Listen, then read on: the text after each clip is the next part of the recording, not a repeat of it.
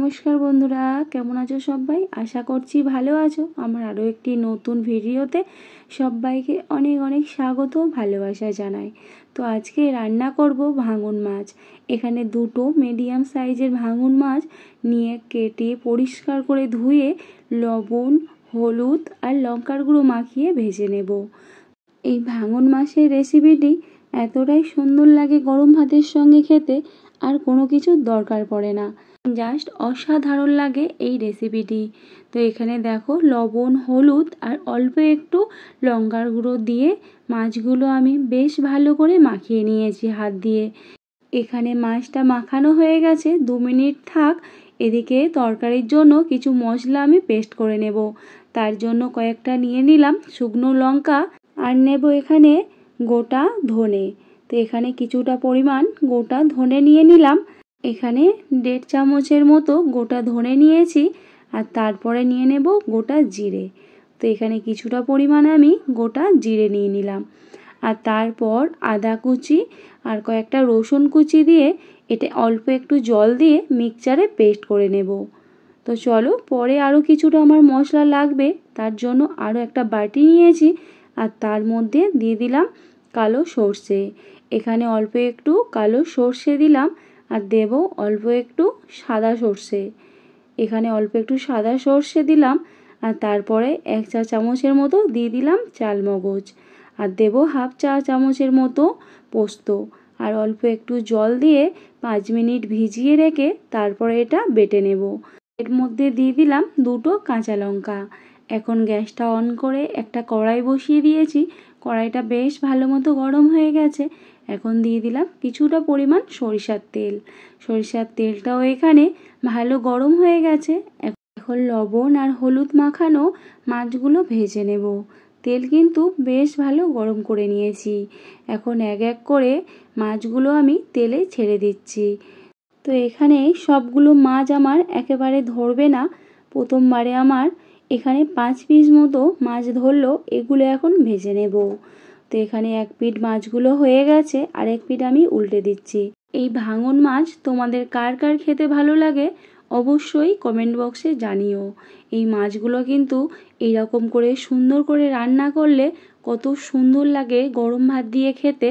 তোমরা যারা খেয়েছো তারা অবশ্যই জানো, আর যারা এখনও এরকম মাছ খাওনি রান্না করে তারা অবশ্যই একবার খেয়ে দেখো। আর এইভাবে ঠিক রান্না করলে তো কোনো কথাই নেই, জাস্ট গরম ভাতের সঙ্গে জমে যাবে।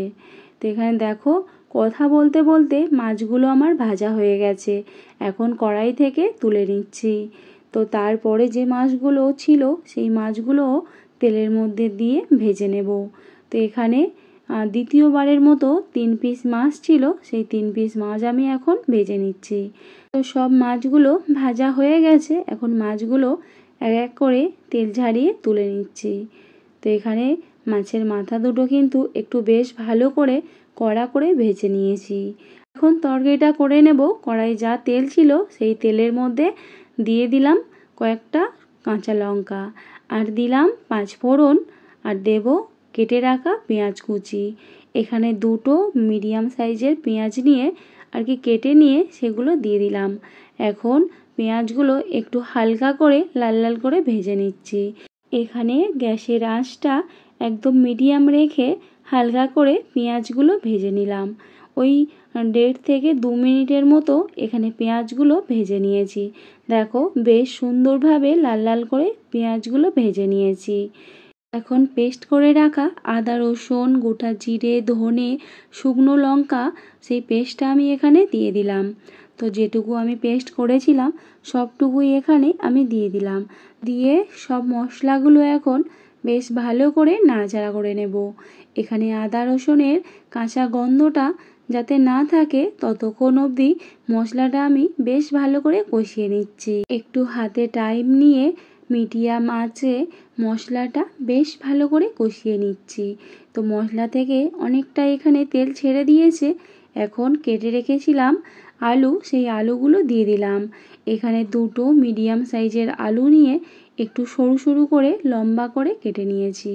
এখন সব মশলার সঙ্গে আলুগুলো বেশ কিছুক্ষণ ধরে আমি কষিয়ে নিচ্ছি। এখন দিয়ে দেব টমেটো কুচি। এখানে বড় একটা টমেটো নিয়ে কুচি করে দিয়ে দিলাম, আর দিয়ে দেব অল্প একটু লবণ। এতে করে সহজেই কিন্তু টমেটোগুলো তাড়াতাড়ি সেদ্ধ হয়ে যাবে। এখন সব উপকরণগুলো বেশ কিছুক্ষণ ধরে আমি কষিয়ে নেব। এতে করে টমেটোও সেদ্ধ হয়ে যাবে, আর আলুও কিন্তু 50 থেকে 60% মতো এখানেই সেদ্ধ হয়ে যাবে। তো একটু হাতে টাইম নিয়ে বেশ কিছুক্ষণ আমি মশলার সঙ্গে আলুটা কষিয়ে নিয়েছি। এখন দিয়ে দেব হলুদ গুঁড়ো। তো এখানে 1.5 চা চামচের মতো হলুদ গুঁড়ো দিয়ে দিলাম। দিয়ে আবারও সব মশলাগুলো একটু কিছুক্ষণ নাড়াচাড়া করে নিচ্ছি। আর তারপরে দিয়ে দিলাম 1/2 চা চামচের মতো লঙ্কার গুঁড়ো। দিয়ে আবারও সব মশলাগুলো বেশ কিছুক্ষণ ধরে কষিয়ে নিচ্ছি। যতক্ষণ না অবধি মশলা থেকে তেল ছেড়ে দিচ্ছে ততক্ষণ আমি মশলার সঙ্গে আলুটা কষিয়ে নেব। তো এখানে 2 থেকে 3 মিনিটের মতো আরও আমি ভালো করে মশলার সঙ্গে আলুটা কষিয়ে নিয়েছি। এখানে কিন্তু আলুটা 60% মতো সেদ্ধ হয়ে গেছে। এখন দিয়ে দেব জল। এখানে জলটা আমি পরিমাণ মতোই দেব। ওই আলু মাছ সেদ্ধ হতে যতটা লাগবে জল, আর তারপর গ্রেভি রাখবো একটু, ততটা মেপে আমি জলটা দিয়ে দিলাম। তো এখানে দিয়ে জলটা দিয়ে আরও 5 মিনিটের মতো তরকারিটা ফুটিয়ে নেব। একদম মিডিয়াম আঁচে তরকারিটা একটু কিছুক্ষণ ধরে আমি ফুটিয়ে নিচ্ছি। এখন দিয়ে দেব অল্প একটু লবণ। যেহেতু আমি টমেটো সেদ্ধর জন্য অল্প লবণ দিয়েছিলাম, তারপরে আর লবণ দিইনি, তাই লবণ দিয়ে দিলাম, আর তার সঙ্গে অল্প একটু চিনি দিলাম। এতে টমেটোর যে টক ভাবটা সেটা ঠিক ব্যালেন্স করবে। তারপর ঢাকা দিয়েছিলাম কিছুক্ষণের জন্য।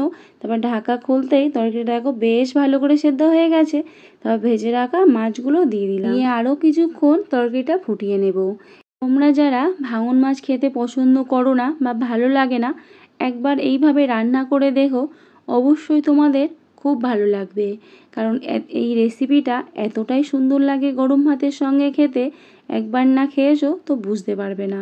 এখানে আলুগুলোও কিন্তু বেশ ভালো মতো সেদ্ধ হয়ে গেছে। এখন পেস্ট করে রাখা মশলাটা দিয়ে দেব। ওই সর্ষে, চালমগজ, পোস্তর যে পেস্টটা আর কি বানিয়ে রেখেছিলাম, সেই পেস্টটা এখানে দিয়ে দিলাম। পেস্টটা ছেঁকে নিয়ে তারপরে কিন্তু তরকারিতে দিয়ে দিলাম, কেননা ছেঁকে না নিলে সর্ষের যে একটা খোসা থাকে সেটা দিলে তরকারিটা অতটাও খেতে ভালো লাগে না। তাই একটু ছেঁকে নিয়ে পেস্টটা আমি দিয়েছি। পেস্টটা দেওয়ার পর তরকারিটা আর বেশিক্ষণ ফোটানোর দরকার নেই। এবার আমি গ্যাসটা অফ করে দেব। আর এর বেশিও আমি ঝোল আর বা গ্রেভি কমাবো না, এটাই মনে হলো আমার পারফেক্ট আছে। তাই জন্য এখন গ্যাসটা আমি অফ করে দিলাম, কারণ ওই পেস্টটা দেওয়ার পর বেশিক্ষণ ফোটালে তরকারিটা কেমন একটু তেতো হয়ে যাবে বা খেতে ভালো লাগবে না। তো দেখো এখানে তরকারিটা একদম রেডি হয়ে গেছে, আর গ্যাসটা অফ করে দিয়েছি। এখন তরকারিটা নামিয়ে নিচ্ছি। তো তোমরাও ভাঙন মাছের এরকম একটি রেসিপি অবশ্যই বাড়িতে ট্রাই করে খেয়ে দেখো। আশা করছি তোমাদের সবার সবার সবার ভালো লাগবে খেতে। আর গরম ভাতের সঙ্গে তো খেলে কোনো কথাই নেই, জাস্ট জমে যাবে। আর কোনো তরকারির প্রয়োজনই হবে না এরকম একটা রেসিপি থাকলে। তো ভিডিওটা ভালো লাগলে প্লিজ একটা লাইক করে দিও। আর যারা যারা আমার চ্যানেলটাকে এখনও সাবস্ক্রাইব করোনি, প্লিজ সাবস্ক্রাইব করে পাশে থেকো। তো চলো এখনকার মতো টাটা, বাই বাই। দেখা হচ্ছে অন্য কোনো ভিডিওর সঙ্গে। ততক্ষণ সবাই ভালো থাকবে, সুস্থ থাকবে, আর সাবধানে থাকবে। আর আমার ভিডিওগুলো সবসময় তোমরা এইভাবে সাপোর্ট করে যাবে। তো চলো এখনকার মতো টাটা।